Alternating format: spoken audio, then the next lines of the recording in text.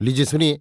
सूर्यकांत त्रिपाठी निराला के लिखे उपन्यास महाभारत का चौथा भाग, विराट पर्व, मेरी यानी समीर गोस्वामी की आवाज में।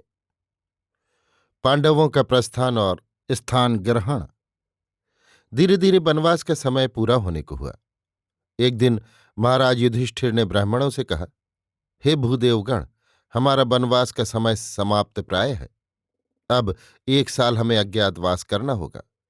पर यह वनवास काल से संकटपूर्ण है, क्योंकि दुर्योधन को यदि हमारा पता मिल गया तो फिर हमें 12 वर्ष का वनवास दुख उठाना पड़ेगा।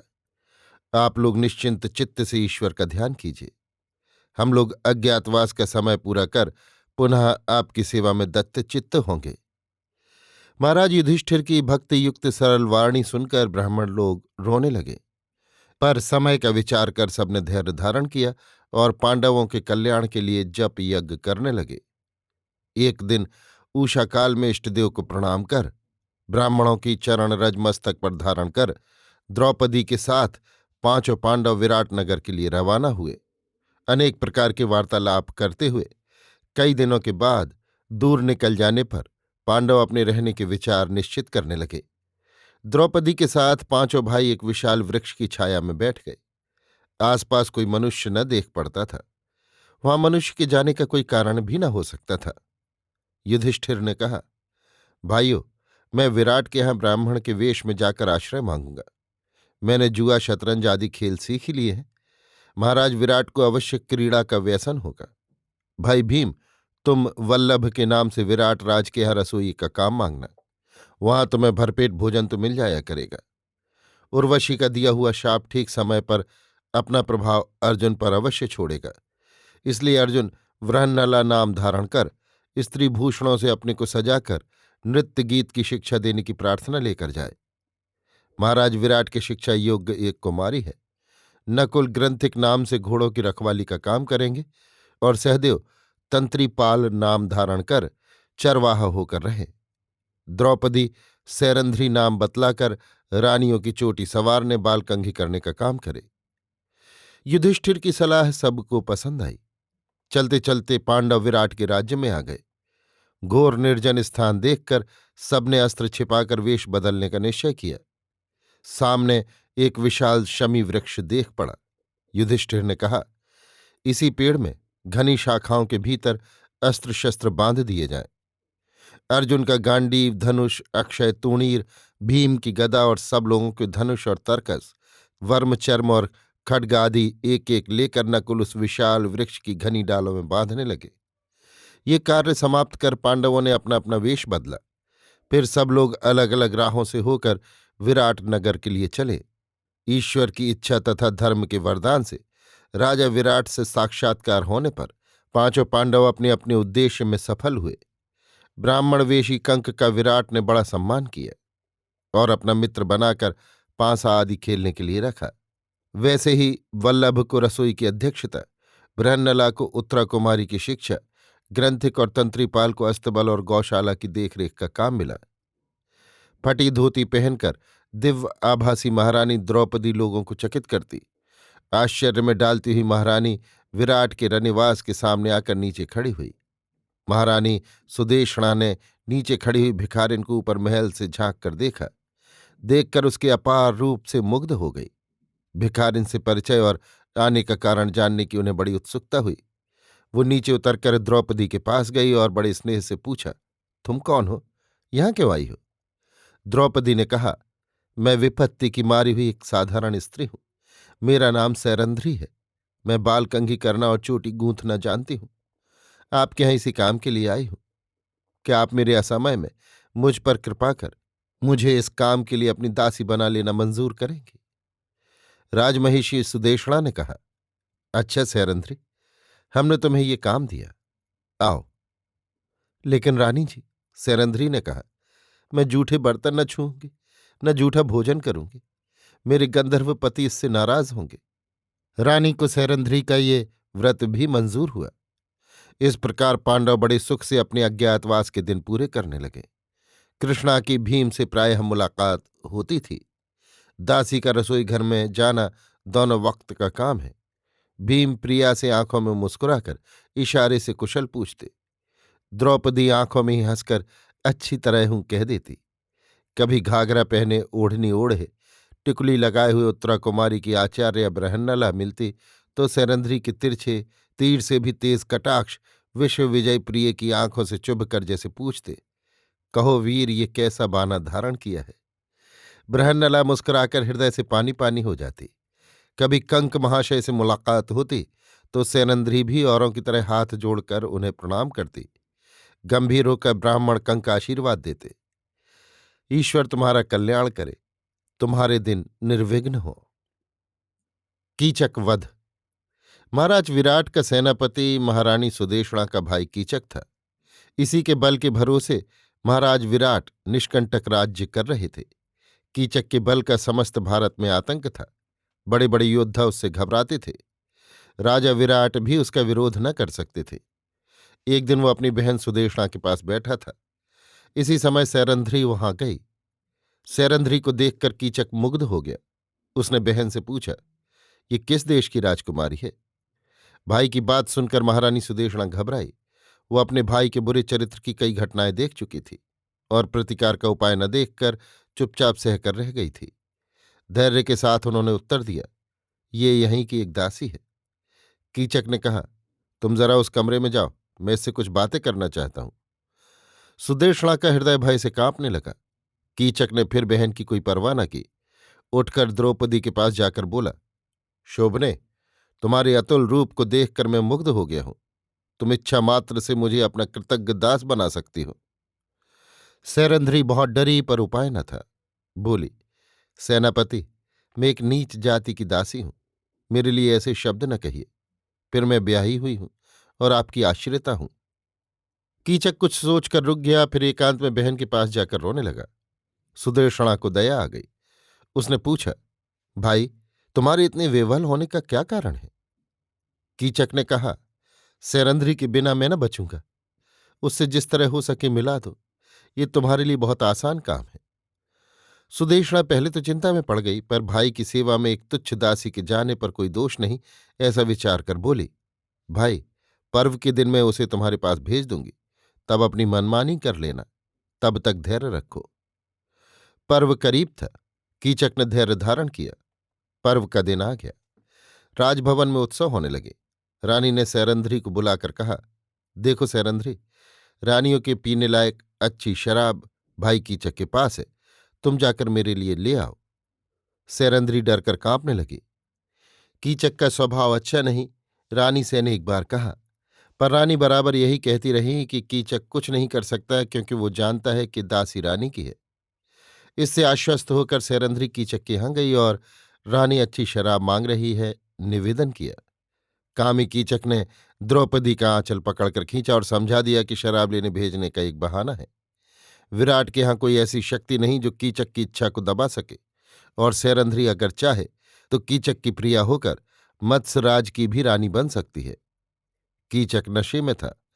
उपाय न देखकर सैरंध्री ने कीचक को धकेल दिया और आंचल छुड़ाकर जान लेकर भागी। पीछे पीछे कीचक भी दौड़ा। सैरंध्री बचने का उपाय न देखकर विराट के दरबार में महाराज रक्षा कीजिए, महाराज रक्षा कीजिए पुकारती हुई घुस गई। पीछे पीछे कीचक भी आ गया। सैरंध्री के लच्छेदार खुले बालों को पकड़कर उसने कई लातें मार दी। फिर किसी की कुछ परवाह न कर चला गया। सभा स्थल स्तब्ध हो गया। किसी की हिम्मत न हुई कि खुलकर कुछ कहे। महाराज विराट ने कहा, मामला दोनों पक्ष का सुने बगैर कोई फैसला कैसे किया जा सकता है? कंकरूपी युधिष्ठिर ने सैरंध्री को डांट कर कहा, सैरंध्री, तुम रनिवास में जाओ, तुम्हारे गंधर्व पति इसका निर्णय कर लेंगे। उसी दिन एकांत में भीम को पकड़कर द्रौपदी रोने लगी। भीम से कहा, युधिष्ठिर भीरू हैं, अपनी इज्जत की रक्षा नहीं कर सकते। अर्जुन की वीरता समाप्त हो चुकी है, पूरे हिजड़े बन रहे हैं। एक जुआड़ी दूसरा जनखा। अब तुम भी कह दो कि मैं कीचक से तुम्हारी रक्षा न कर सकूंगा। मैं अपना उपाय सोच लूंगी। तुम लोग अज्ञातवास पूरा करके अपना राज्य वापस लेने का प्रयत्न करो। कहकर द्रौपदी भीम को पकड़कर रोने लगी। पत्नी को भीम ने प्रबोध दिया।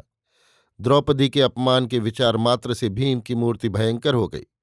उस भीषण रूप को देखकर द्रौपदी का हृदय आनंद से छलकने लगा।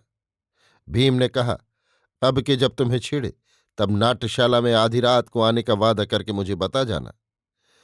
प्रसन्न होकर द्रौपदी चली गई। कीचक को चैन न था, उसे किसी का भय भी न था। दूसरे ही दिन उसने द्रौपदी को घेरा। कहा, सैरंध्री अब बताओ, अब तो तुम्हारी राजा भी मेरा कुछ न बिगाड़ सके। सैरंध्री ने आंखें नचाकर कहा, तुम बड़े रसिक हो, आखिर तो सिपाही आदमी ठहरे। सच तो ये है कि मैं खुद तुम्हारे लिए बेचैन हूं। आज आधी रात को नाट्यशाला में मिलो, फिर देखो तुम्हें क्या मजा चखाती हूं। कीचक कृतार्थ हो गया। घर पहुंचकर रात की प्रतीक्षा करने लगा। बार बार बाहर निकलकर सूर्य को देखता था।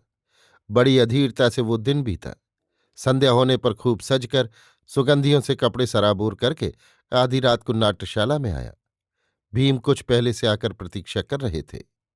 भीम स्त्रीवेश में थे। कमरे में दीपक न था। भीम के पुष्ट अंगों पर हाथ चलाकर कीचक ने कहा, सैरंध्री तुम भी पूरी पहलवान हो। भीम ने नक्की स्वर में उत्तर दिया, हाँ प्यारे, मेरी तुम्हारी अच्छी जोड़ी है। कीचक शराब के नशे में था। भीम ने व्यर्थ के प्रेमालाप में समय न खोकर कीचक के बाल पकड़े। कीचक संभल गया और हाथ मारकर बाल छुड़ा लिए। भीम कमर से लिपट गए। कीचक समझ गया। दोनों में घोर द्वंद्व युद्ध होने लगा। अंत में भीम ने उठाकर पटक दिया और उसके हाथ पैर और सिर धड़ में घुसेड़कर एक पिंड सा बना दिया। फिर बाहर आकर ठंडे होने लगे। सुबह को ये चर्चा फैल गई कि रात को सैरंध्री के गंधर्व पतियों ने कीचक को मार डाला। राजमहल में शोक की घटा छा गई। कीचक को जलाने की तैयारी होने लगी। उसके भाई बंधुओं ने कहा, इस सैरंध्री के कारण हमारे भाई की ये दशा हुई है, इसे भी बांध कर ले चलो और भाई के साथ फूंक दो। सबने द्रौपदी को पकड़कर बांध लिया। भीम उस समय बाहर खड़े थे। उन्होंने द्रौपदी की पुकार सुनी, हे मेरे गंधर्व पतियों, मुझे कीचक के दुष्ट भाई बांधे लिए जा रहे हैं। मुझे कीचक के साथ जलाएंगे, मेरी रक्षा करो। भीम लंगोट पहनकर मुंह और तमाम देह में कालिख पोतकर शमशान की ओर दौड़े। पास पहुंचकर एक पेड़ उखाड़ लिया और उसी से कीचक के भाइयों का वध करने लगे। एक एक कर कीचक के प्रायः सभी भाइयों को उन्होंने मार डाला। कुछ भाग गए। भीम ने कृष्णा के बंधन खोल दिए। फिर दूर के एक तालाब में देह साफ कर अपने काम पर आ गए। विराटनगर में सैरंध्री का आतंक छा गया।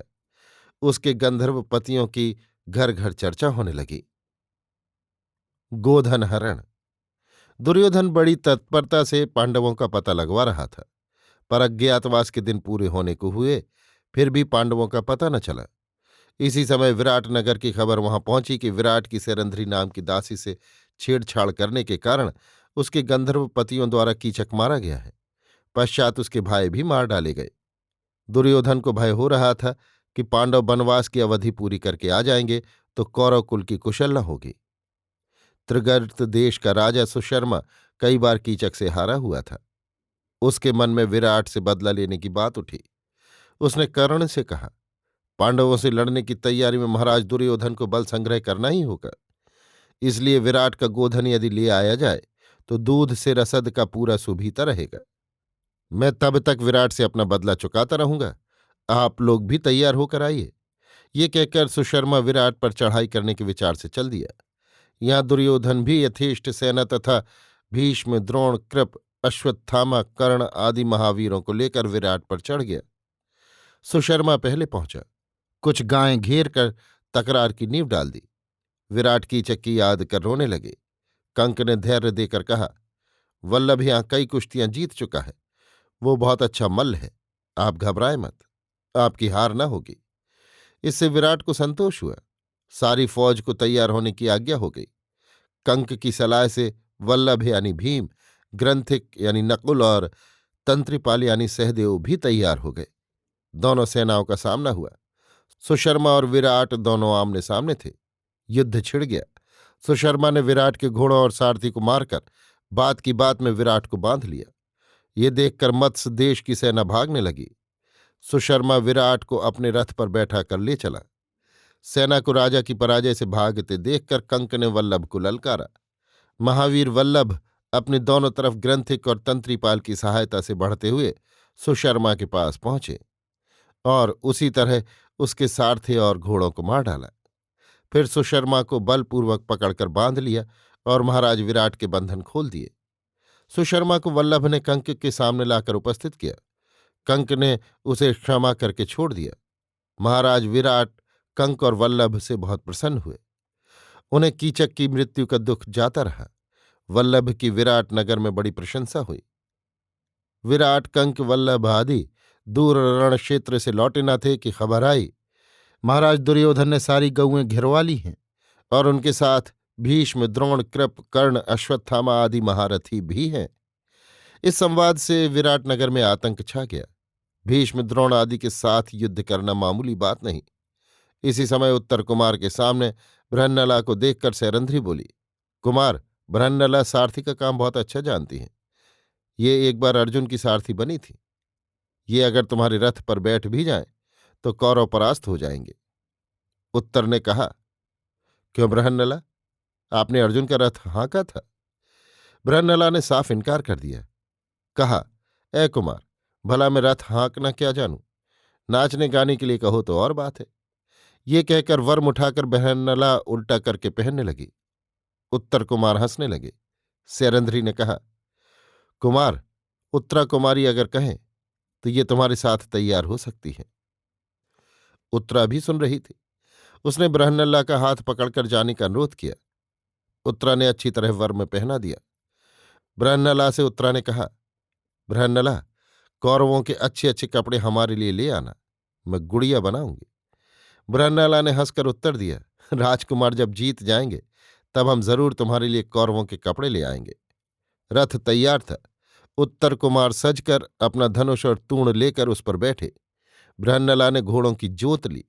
नए जोश में कुमार को कुछ मालूम न था कि युद्ध ऐसा नहीं होता कि 1,00,000 के विरुद्ध लड़ सके।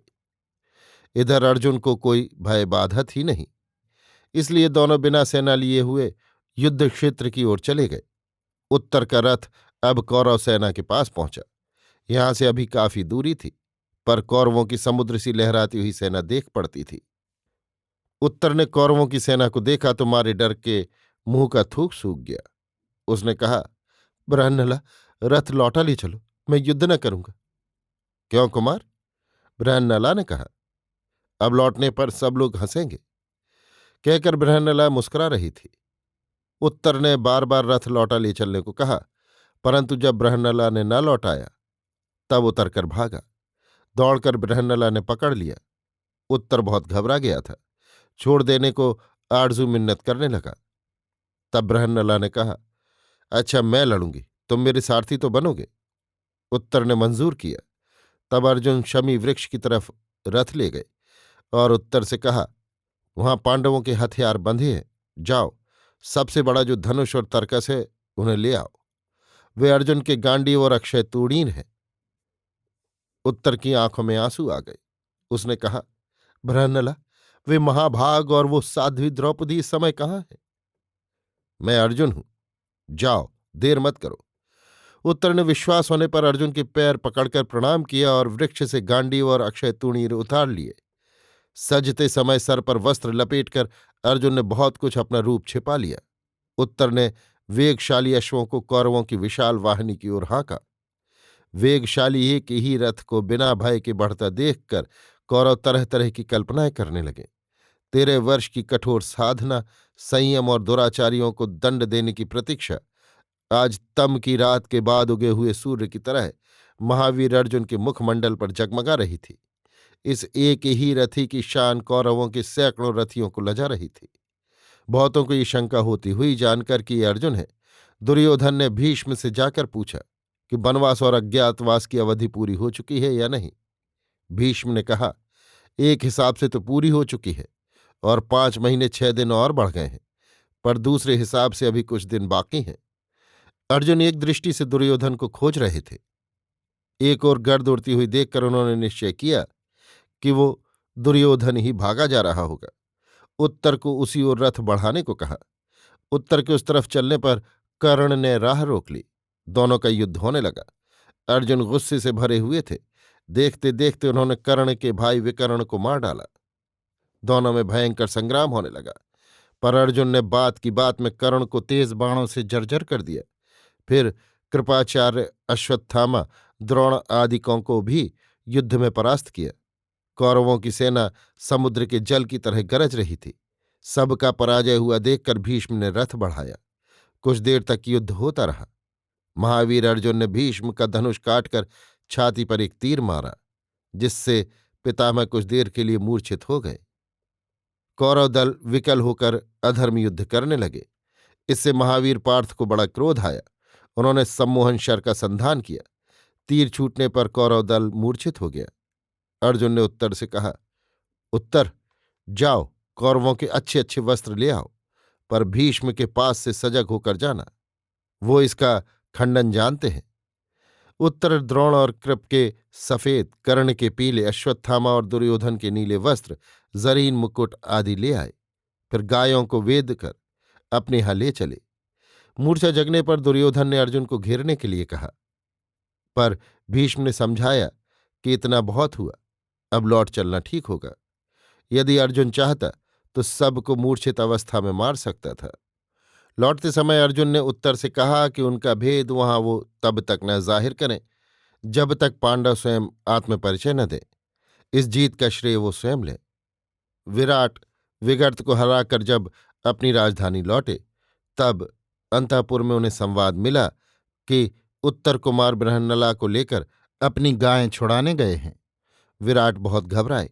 उन्होंने दूत को देखने के लिए भेज दिया कि उत्तर कुमार का क्या संवाद है, वो लौटकर कहे। कुछ देर बाद दूत विजय संवाद लेकर आया। उत्तर कुमार की विजय वार्ता सुनकर विराट फूले न समाये। बहुत दिनों से उन्होंने पासा न खेला था। उस दिन खेलने के लिए मंगवाया। खेल में कंक साथी थे। विराट प्रबल कौरव दल को जीतने वाले उत्तर कुमार की तारीफ करने लगे। कंक ने कहा, महाराज, बृहन्नला के सारथित्व में उत्तर कुमार को जीतना ही था। कई बार इसी तरह विराट ने उत्तर की तारीफ की और कंक ने बृहन्नला को सराहा। तब क्रुद्ध होकर विराट ने कहा, कंक, तुम संभल कर बातें नहीं कर रहे हो। उसे एक नाचने वाले की बार बार तारीफ करते हो। कंक बोले, राजन, जहां महावीर भीष्म, द्रोण, कृप और कर्ण आदि एकत्र हों, वहां उत्तर कुमार की विजय पर आप ही को विश्वास हो सकता है, किसी समझदार को नहीं। विराट को क्रोध आ गया। उन्होंने पासा फेंक कर कंक को मार दिया, जिससे नाक से खून बहने लगा। सैरंध्री खड़ी थी। सोने के कटोरे में जल भरकर वो रक्त को उसी में ले रही थी। इसी समय उत्तर कुमार द्वार पर आए और पिता से मिलने को खबर भेजी। उत्तर के आग्रह से अर्जुन पांचों पांडवों और द्रौपदी का परिचय दे चुके थे। युधिष्ठिर ने द्वारपाल के कान में कहा, बृहन्नला को अभी आने से रोक दो। उत्तर को देखकर विराट बहुत प्रसन्न हुए। कंक के रक्तस्राव का कारण समझकर उत्तर ने उन्हें प्रणाम कर पिता को ब्राह्मण से क्षमा मांगने के लिए कहा। पांडवों का स्वरूप धारण। शुभ मुहूर्त देखकर ये निश्चय किया गया कि विराट की ही राजसभा में पांडवराज सिंहासन पर बैठकर संसार को अपना परिचय दें। निर्धारित समय प्रातःकाल द्रौपदी और पांचों पांडवों ने स्नान और अग्निहोत्र किया। फिर सिंहासन पर महाराज युधिष्ठिर तथा द्रौपदी बैठे। नकुल और सहदेव च्यवन ढूंढने लगे। अर्जुन ने राजच्छत्र किया। भीम सेनापति के रूप से सामने गदा लेकर खड़े हुए। दरबार के समय राजा विराट आए और कंक आदि का ये तमाशा देखकर बड़े चकित हुए। पहले तो सोचा शायद कंक ने सुशर्मा के युद्ध में मेरी सहायता की थी, इसलिए मुझे न मानकर अब खुद राजा होना चाहता है। कंक को पांसा मारने की बात भी उन्हें याद आई। बड़े विस्मय से कुछ देर तक देखते रहे। उनका जोआड़ी सखा कंक है। बगल में सैरंध्री दासी जो उनके लिए चंदन घिसती थी। सामने वल्लभ रसोइया, छत्र लिए हुए हिजड़ा बृहन्नला, चंवर ढूंढने वाले ग्रंथिक और तंत्रीपाल, एक सईसों का जमादार, दूसरा चरवाहों का मुखिया। हृदय को कड़ा करके विराट ने कहा, कंक, हमारे सेवक होकर इतनी बड़ी स्पर्धा तुमने की? सुनकर अर्जुन हंसने लगे। कहा, महाराज, आपका सिंहासन इनके बैठने योग्य नहीं। इन्हें तो इंद्र भी अपने साथ बैठाकर अपना सौभाग्य समझते हैं। ये कौरवों के गौरव महाराज युधिष्ठिर है। द्रौपदी तथा अपर भाइयों के परिचय ज्ञात हो जाने पर भी विराट ने पूछा। अर्जुन ने बतलाया। तब तक उत्तर कुमार भी आ गए। उन्होंने पिता से कहा, इन महावीर अर्जुन के ही दिव्यास्त्रों की चोटें भीष्म आदि नहीं सह सके और कौरव पराजित हुए। पिता, हम लोग बड़े भाग्यशाली हैं जो हमारे यहाँ आश्रय लेकर इन्होंने अपना अज्ञातवास पूरा किया। हमें बड़ा खेद है कि हमने भूल से भी ऐसे महापुरुषों तथा महारानी द्रौपदी से सेवा कराई। अब हमें आजीवन इनकी सेवा करके इसका बदला चुकाना चाहिए। विराट गदगद हो गए, हाथ जोड़कर धर्मराज से क्षमा मांगी। विराट नगर में आनंद का सागर उमड़ने लगा। राजा विराट ने अर्जुन से उत्तरा के विवाह का प्रस्ताव किया, पर अर्जुन ने कहा, मैंने अपनी पुत्री के रूप में उसे शिक्षा दी है, ये उचित नहीं। श्री कृष्ण का भांजा, सुभद्रा का पुत्र अभिमन्यु है। महाराज युधिष्ठिर की इच्छा हो तो वो विवाह कर सकते हैं। महाराज युधिष्ठिर ने आज्ञा दे दी। बड़े समारोह से कृष्ण बलराम आदि के साथ द्वारका से बारात आई और अभिमन्यु उत्तरा का शुभ विवाह संपन्न हुआ। अभी आप सुन रहे थे सूर्यकांत त्रिपाठी निराला के लिखे उपन्यास महाभारत का चौथा भाग, विराट पर्व, मेरी यानी समीर गोस्वामी की आवाज में।